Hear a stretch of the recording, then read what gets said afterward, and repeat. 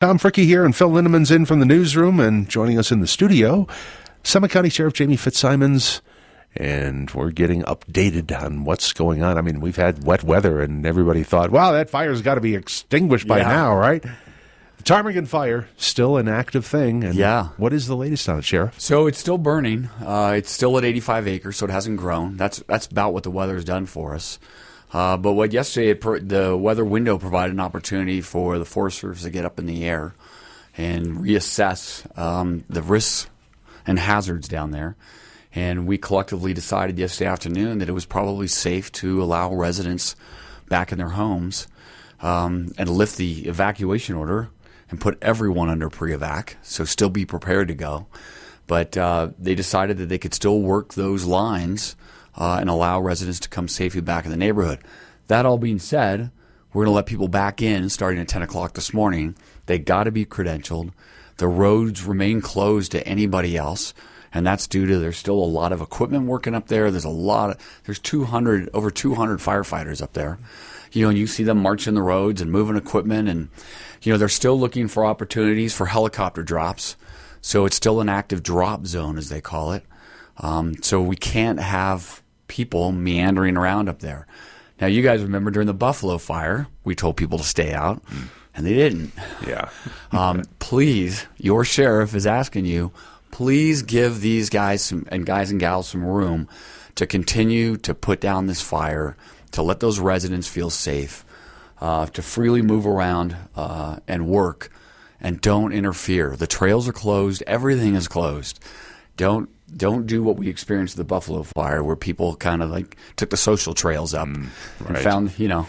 Don't go check it out. There's nothing to see there. Yeah, I mean, you can see everything you need to see from the hillside or from down below. And it's still a no drone zone as well. Oh my gosh! Please, no drones.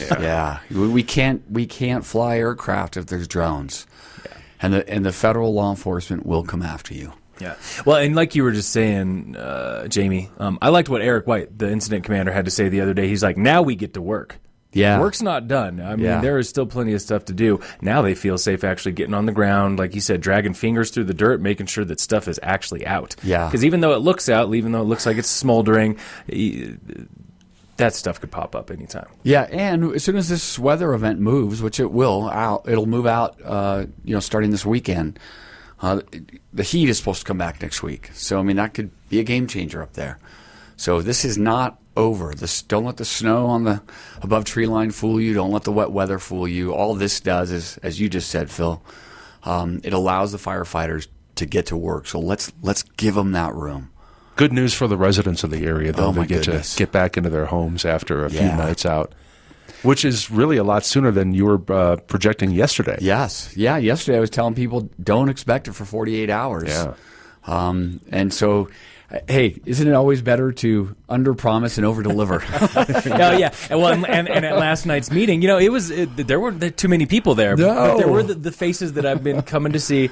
And as soon as you said that, there was lots of fist pumping. People were excited because they didn't expect it either. Yeah, it's funny you say it because people comment on that. There was people in the audience going, "Yes, oh God!" It was like you just scored a touchdown. Yeah, exactly. Right. Yeah, and the funny part was our evening meetings had been really crowded, and the daytime ones were less attended.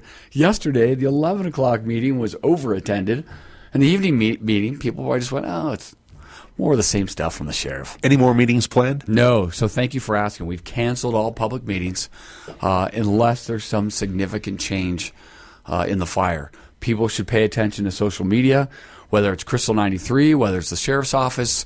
We're all kind of sharing the same information. Obviously, I'll let Krystal 93 know if there's if there is a significant change. You'll hear it here first, obviously.